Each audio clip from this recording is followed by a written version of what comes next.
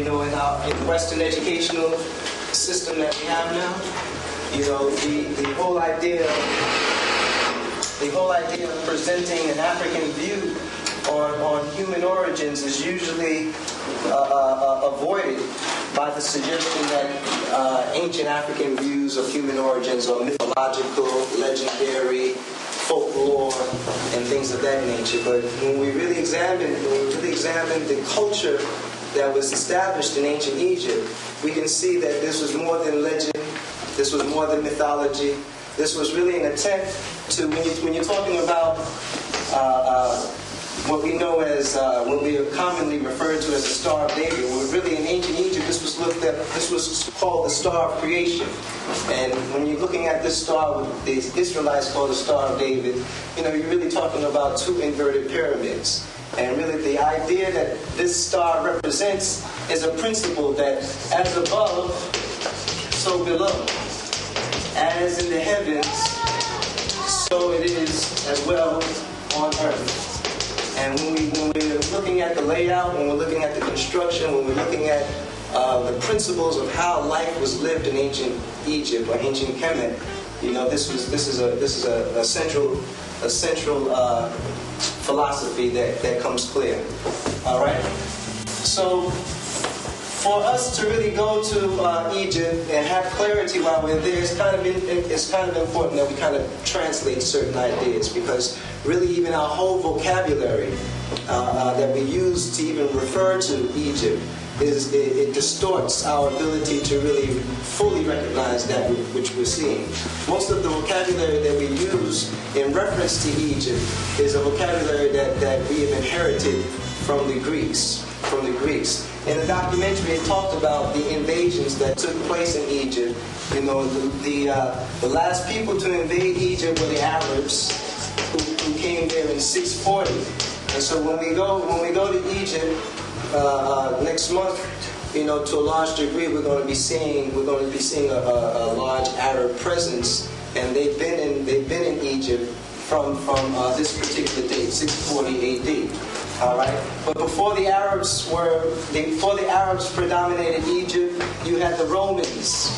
The Romans came and predominated Egypt from 430 BC, and before the Romans, we had the Greeks, and the Greeks came as early with Alexander the so-called Great in 332 BC. And before the Greeks, you had the Persians. Some Eurasians that had invaded around 525, I believe, BC. All right, and so this really marks the end of African predominance in this particular region. The predominance of Africans in this region ended around the invasion of the Persians. And so from 525 BC up into today, Egypt has not really been run by Africans. But it's important that we recognize the things that do apply.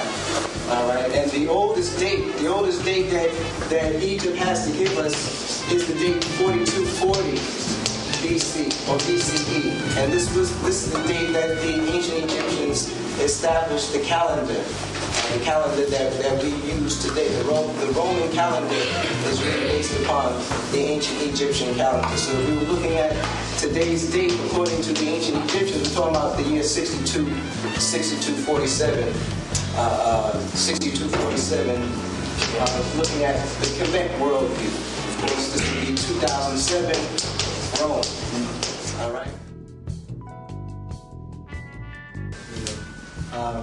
What the Sphinx reveals is that there's water erosion on the Sphinx, but the Sphinx, of course, is in the desert, and so how could there be such water erosion, massive water erosion on the Sphinx, and the Sphinx is located in the desert? Well, you would have to do geological research to see a time in history where there was a great flood in that region, or a great amassing of water in that region. And the date that geologists have found where there was a great flood is the date, we were talking about this earlier today, Brother Julian, that 10,000 BCE, actually from 70,000 BCE to 10,000 BCE, this marks what they call the last stage of the worm glaciation period, otherwise known as the Ice Age. And so there was a 60,000 year period, you know, as even the documentary showed, where the axis of the Earth shifts and tilts from time to time. Well, from 70,000 to 10,000 BCE, the axis of the Earth was shifted in such a way that the northern hemisphere of the planet received little to no sunlight for 60,000 years. For 60,000 years, you had people in Europe that were born and to die. Some of them never seeing the sun. All right, and so for this 60,000 year period, beyond, you know, its impact on human identity, but just on the geology of Europe, you had glaciers. You had glaciers that were created that formed the size of skyscrapers. All right, around 10,000 BC, that axis shifts again, and when that axis shifts again, then we have this great flooding that takes place in that region. The flooding was so great that even the Sahara Desert that we know today, you know, they've done satellite projections of that Sahara Desert, and what they have found is that there are pyramids that are built in the Sahara Desert west of Egypt. Is that west? West of Egypt, and that they also found riverbeds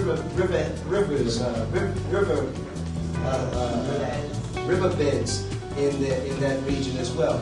And so what this shows is that the Sphinx had to be built before 10,000 BCE.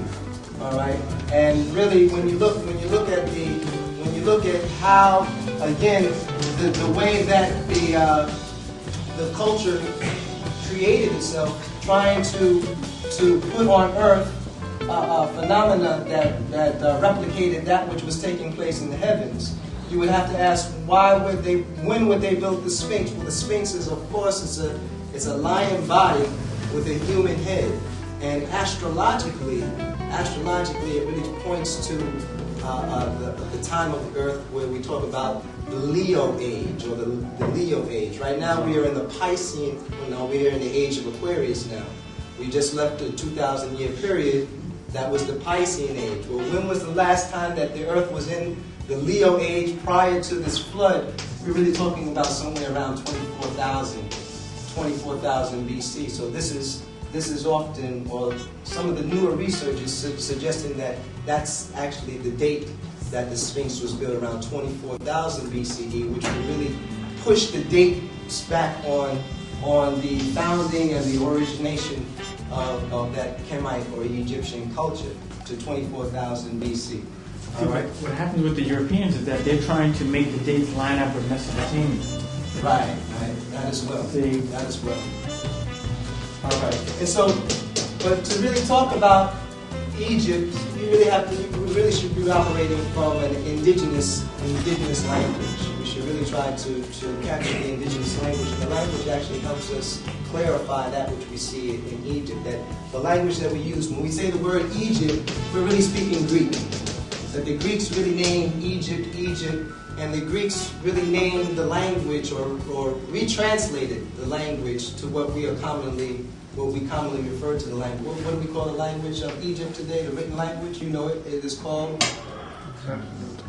It's called hieroglyph, right? Right. It's called hieroglyph. And the Greeks were not as racist as other Europeans. Actually, the Greeks, they showed great honor to the people of Kemet. This is coming from Randall Robinson's book, The Dead. Here he quotes the Greek historian Herodotus, and Herodotus was to write that they told me that the Egyptians first brought into use the names of the 12 gods which the Greeks took over from them, and were the first to assign altars and images and temples to the gods, and to carve figures of stones. And so the Greeks, Herodotus, Plato, Socrates, they really honored and really worshipped the Egyptians as the gods and goddesses of the planet. It's really not until the 19th century, until a later period in European history, where they tried to fabricate and rewrite much of the history, that this new perspective of Egypt being other than an African culture, African civilization, has manifested.